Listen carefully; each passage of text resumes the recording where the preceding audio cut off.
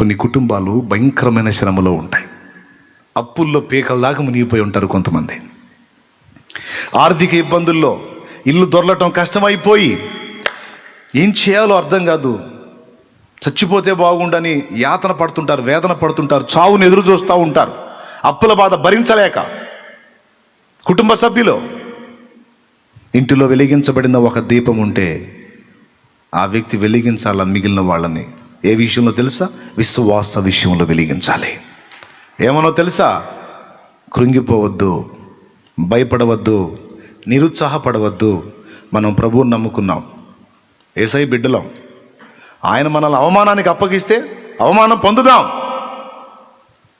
ఆయన మనల్ని రోడ్డు పాలు అవడానికి అప్పగిస్తే రోడ్డు పాలు అవుదాం. అంత మహామహుడే ఆ మహిమను వదిలిపెట్టి మన కోసం వచ్చి నవ్వుల పాలయ్యాడు కదా. ఉమ్ములు సహించాడు, కొరడా దెబ్బలు తిన్నాడు, పిడి గుద్దులు తిన్నాడు, అరచేతి దెబ్బలు తిన్నాడు.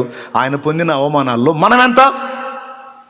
ఏ పాపము చెయ్యని ఆయన అన్ని అవమానాలు పొందితే తెలుసో తెలియకో కొన్ని పొరపాటు క్రియలు చేసి అప్పుల పాలే మనం కొంచెం అవమానం పొందుతున్నాం. ఇదేం పెద్ద మన కిరీటం కింద పడిపోయే విషయమేం కాదుగా. ఓర్చుకుందాం. విశ్వాసాన్ని వదిలిపెట్టొద్దు. మనకు నిరీక్షణ కలదు. ఏంటి నిరీక్షణ అంటే, ఈరోజు మీరు చూచుచున్న ఐగుప్తీయులని ఇక ముందు మీరు చూడరు అని దేవుడు మోషేతో సెలవిచ్చాడు. మోషే ఇశ్రాయేలు సర్వ సమాజంతో సెలవిచ్చాడు. ఆ దేవుడే ఈరోజు నాకు మనకి సెలవిస్తున్నాడు.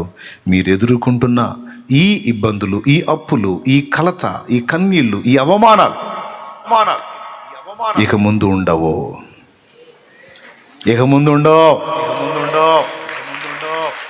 దేవుడు వాటిని తొలగిస్తాడు. ఇంటిని వెలిగించే వ్యక్తికి ఉండే మరో లక్షణం, విశ్వాసములో వాళ్ళని స్థిరపరచాలి, నిలబెట్టాలి. కృంగిన వారిని లేవనెత్తాలి. బలహీనపడ్డ వారిని బలపరచాలి.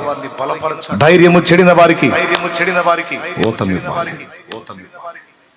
ఏం దేవుడో ఏమో ఇట్లా అయిపోయింది బతుకు, ఎంత బయటపడేటట్టు ఏం కనపట్ల అంటే, మన కొరకు దేవుడు ఒక అద్భుతం చేస్తాడు.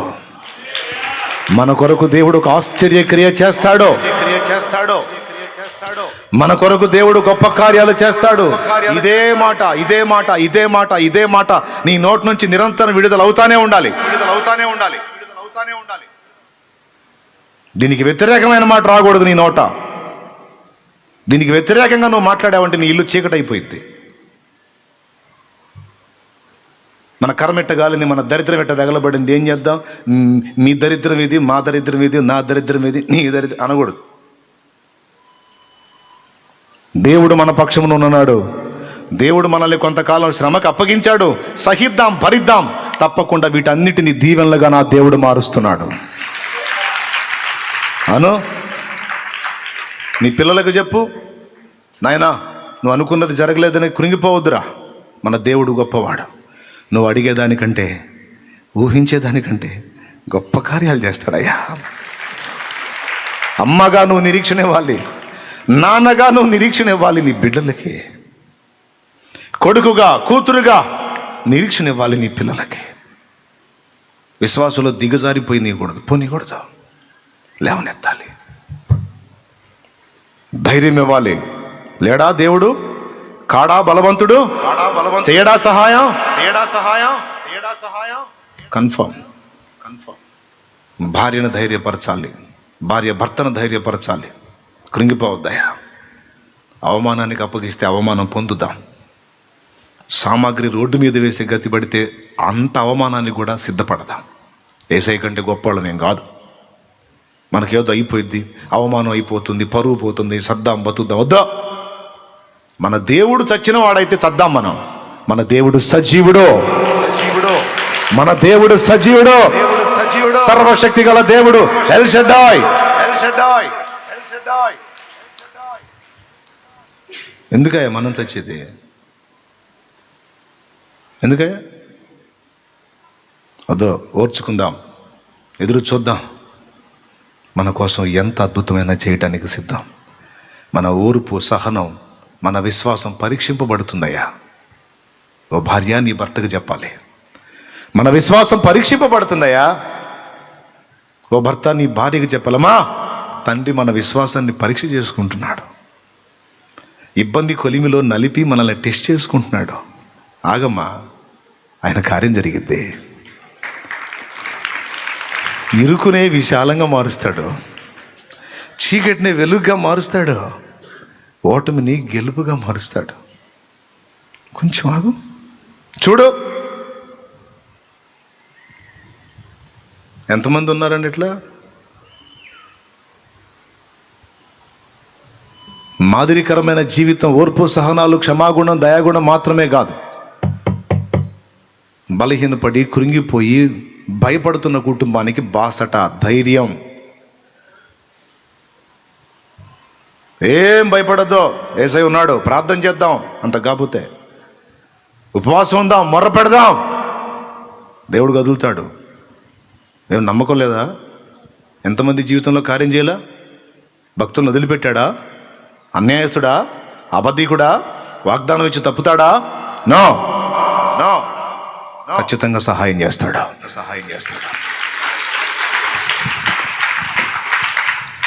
హల్లెలూయా. వెలిగించాలి ఇంటిని. నువ్వు వెలిగించబడాలి, ఇంటిని వెలిగించాలి. కృంగిన వేళ లేవనెత్తే తట్టు నువ్వు తయారు కావాలి. గుర్తుపెట్టుకో, దేవుని చేత నిజంగా వెలిగింపబడ్డ వాళ్ళ దగ్గర నుంచి ఈ లక్షణాలు బయటకు వస్తాయి. ఓటమిని ఒప్పుకోరు, అవమానం వచ్చిందని కృంగిపోరు, ఆనందంగా స్వీకరిస్తారు.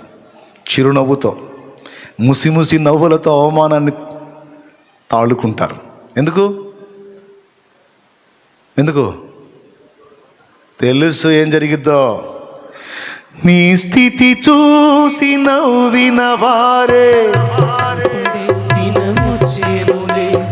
నీ స్థితి చూసి నవ్విన వారే, సిగ్గుపడే దినమొచ్చేనులే, విడుదల సమీపించును, నీకు వెలుగు ఉదయించును, విడుదల సమీపించును, నీకు వెలుగు ఉదయించును. చెమ్మగిల్లు కళ్ళలోన కన్నీళ్ళెంత కాలం, కష్టాల బాటలోని యేసును బట్టి, ప్రభువుని బట్టి, నిన్ను నన్ను బట్టా? మరి గందరగోళం అయిపోయిన నీ లైఫ్, చిందరవందర అయిపోయిన నీ లైఫ్, యేసును బట్టి ధైర్యం ఉంది, ఒక క్రమంలో నీకు వచ్చిద్దని. సమర్థుడా, చేతగానుడా? నిందపాలయ్యావా? మొయ్యి. నిందపాలయ్యావా? మొయ్యి. ఉంటుందా నింద? పూదండగా మారిద్దే. లేడా? చూడట్లేదా? గమనించట్లేదా? అన్నీ చూస్తూనే ఉన్నాడు, గమనిస్తున్నాడు. ఎంత మాత్రం ఉంది సరుకని సంతోషంగా స్వాగతించు. నీకు స్తోత్రం అను. ఆయనకెళ్ళే చూసి కన్నీళ్ళు గారు. ఈ అవమానాన్ని బట్టి కూడా నీకే వందనాలయ్యాను, ఈ ఆకలిని బట్టి నీకే వందనాలు, ఈ లేమిని బట్టి నీకే వందనాలు, ఈ వస్త్రహీనతను బట్టి నీకే వందనాలు, నవ్వుల పాలైన నా బ్రతుకుని బట్టి నీకే వందనాలు, నీకే నిన్ను వదలను ప్రభువా. నేను విశ్వాసాన్ని కోల్పోను. కానీ చావను. నాకున్న ఈ ఆర్థిక ఇబ్బందులు, అప్పులు, ఆ సమస్యలు, ఈ సమస్యలు, నన్ను ఎవరు పట్టించుకోవట్లేదు, నన్ను ఎవరు ఆదరించట్లేదు, ఇక నేను ఎందుకు బతకాలి, నన్ను ప్రేమించేవాళ్ళు లేరు, ఈ వీటిని ఆధారం చేసుకొని చావను. నాకు నువ్వు ఉన్నావు. నేను చావు బతుకు అంటే నువ్వు లేవు అని నేను నమ్మినట్టయితే, చావుకి అంటే నువ్వు లేవు అని నమ్మినట్టయితే. నేను ఎందుకు నమ్ముతా అట్లా? నువ్వు ఉన్నవాడవు.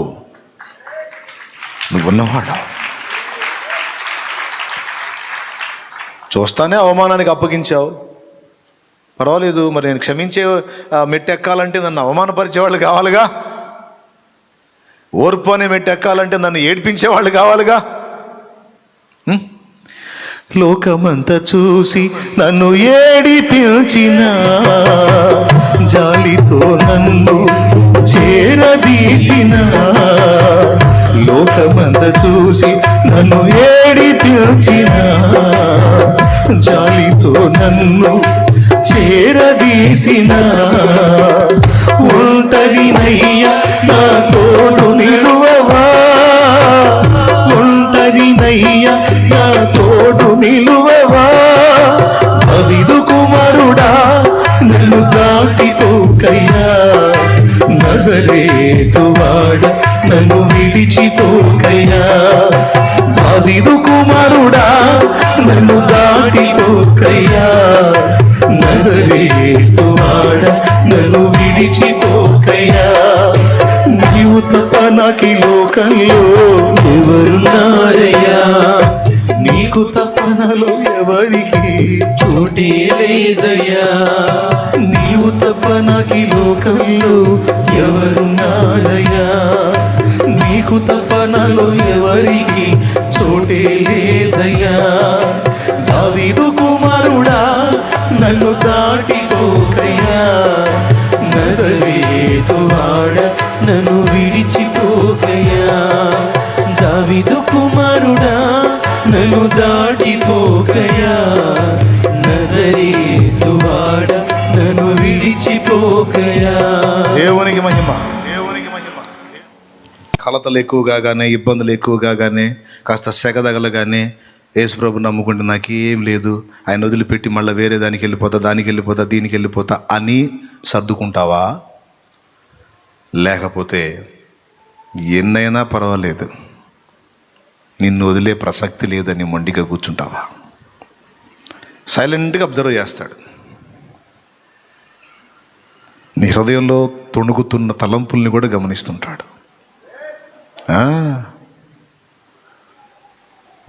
పర్వాలేదు, గట్టిగానే నువ్వు నిగ్గు తేలితే అప్పుడు ఓపెన్ చేస్తాడు, అప్పుడు ఓపెన్ చేస్తాడు. నువ్వు పట్టజాలవిక, ఏ కహానీ బాత్ ని, ఏ సచ్ బాత్ హై. దేవునికి స్తోత్రం. ఓపెన్ చేస్తాడు అప్పుడు. నీ నీ నీ పక్షమున ఆయన ఉన్నాడని, నీకు దేవుడు తోడై ఉన్నాడని సకల జనులు తెలుసుకునేటట్టు చేస్తాడు. అవునా అన్న? అట్లా కూడా జరిగింది. ప్రకటన గ్రంథంలో ఉంది, నేను నిన్ను ప్రేమించుతునని సాతాను సమాజం వాళ్ళంతా తెలుసుకునేటట్టు వాళ్ళని తెచ్చి నీ కాళ్ళ దగ్గర పడేస్తానన్నాడు. ఫిలదెల్ఫియా సంఘానికి చెప్పాడు ఆ మాట. నీ పక్షంగా కార్యం చేస్తాడు దేవుడు. అయితే ముందే చెప్తున్నా, ఒకవేళ అవమానాల్లో నువ్వు ఉంటే సహించు, విశ్వాసాన్ని వదలొద్దు, ఇంటి వాళ్ళని వెలిగించో, బలపరచో, శ్రమ ఎక్కువయ్యే కొద్దీ ప్రార్థనకు పురికొల్పో, దేవునికి దగ్గర చేయి. అసలు ఇక చూసుకో, సగ ఎక్కువయ్యే కొద్దీ దగ్గర అవుతుండాలి దేవునికి. వాడు మాత్రం ఎంతసేపు శోధిస్తాడు?